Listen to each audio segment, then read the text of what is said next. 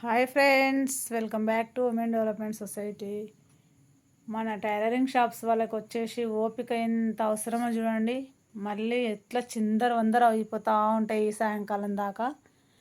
ఉదయం లేచి నీట్గా చదువుతామా, మళ్ళీ సాయంత్రం అయ్యేసరికి ఇది అండి పరిస్థితి. మీ షాప్లలో కూడా అప్పుడప్పుడు ఇలా జరుగుతున్నా చూడండి. అంటే డైలీ ఇలా జరగదు, సీజన్ కదా, పెళ్ళిళ్ళ సీజన్, మనకు ఒక లైనింగ్ అది ఇది ఏదైనా అన్నప్పుడు కొంచెం చూసుకోండి అని చెప్పినప్పుడు ఇలా చేసేసి వెళ్తారండి. టైలరింగ్ వాళ్ళకి మాత్రం ఖచ్చితంగా ఓపిక ఉండాలి.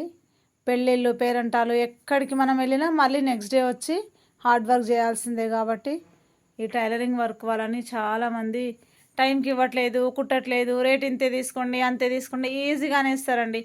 కానీ మన కష్టం మనకు ఉంటుందని వాళ్ళకి ఎప్పుడూ అర్థమయ్యేది. ఇంకొకటి, మనం ఉద్ధరియకపోయినా మళ్ళీ అలుగుతారు, ఉన్నవి రిటర్న్ తీసుకుపోతారు, కుట్టకపోయినా పర్లేదు ఇచ్చేయండి అంటారు. కుడితే మాత్రం ఉద్దర తీసుకోతారు, ఉద్దర తీసుకున్నాక డబ్బులు అడిగితే మాత్రం మళ్ళీ ఫోన్ లిఫ్ట్ చేయరు. మీ షాప్లలో మీ కస్టమర్స్ దగ్గర మీకు ఇలాంటి అనుభవాలు ఎదురైతే కామెంట్ బాక్స్లో కామెంట్ చేయడం మర్చిపోకండి ఫ్రెండ్స్. అవునంటారా కాదంటారా ఫ్రెండ్స్?